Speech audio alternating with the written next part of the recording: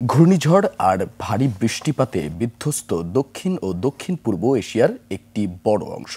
ভয়াবহ বন্যা আর ভূমিধসের ঘটনা ঘটেছে ইন্দোনেশিয়া, শ্রীলঙ্কা, থাইল্যান্ড, মালয়েশিয়ায়।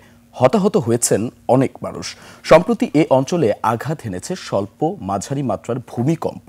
এসব অংশ ঝড়, বন্যা, ভূমিধস কেন ভয়াবহ রূপ নিয়েছে তা নিয়ে বিশ্লেষণধর্মী প্রতিবেদন প্রকাশ করেছে সংবাদ মাধ্যম আল জাজিরা।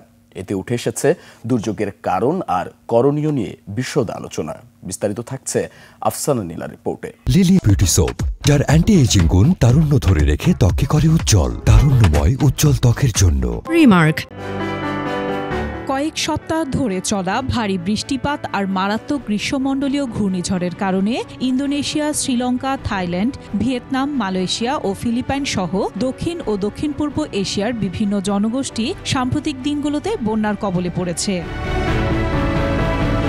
সম্প্রতি এ অঞ্চলে পরপর দুটি ঘূর্ণিঝড় আর টাইফুন হয়। উদ্ধার তৎপরতায় কয়েক সপ্তাহ লেগে যেতে পারে বলে ধারণা করা হচ্ছে। জরুরি অবস্থা ঘোষণা করা হয়েছে বেশ কয়েকটি অঞ্চলে। শুধু ঘূর্ণিঝড় আর টাইফুনই নয়, এশিয়ার বেশ কয়েকটি অঞ্চলে ঘটে গেছে স্বল্প ও মাঝারি মাত্রার কয়েক দফা ভূমিকম্প।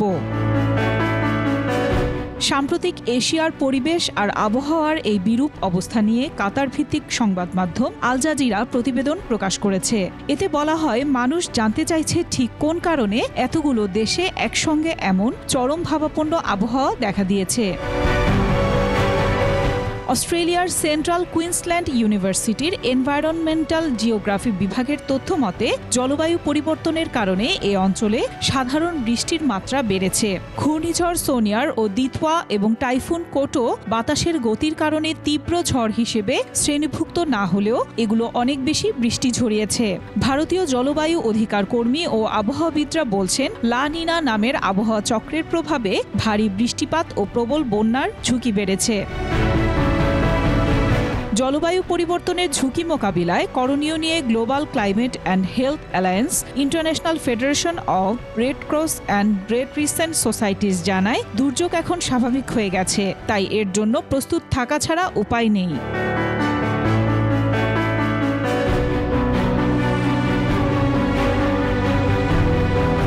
জাতিসংঘের জলবায়ু সম্মেলন COP30 শেষ হওয়ার এক সপ্তাহের কম সময়ের মধ্যে ঝড়গুলো একের পর এক আঘাত হেনেছে।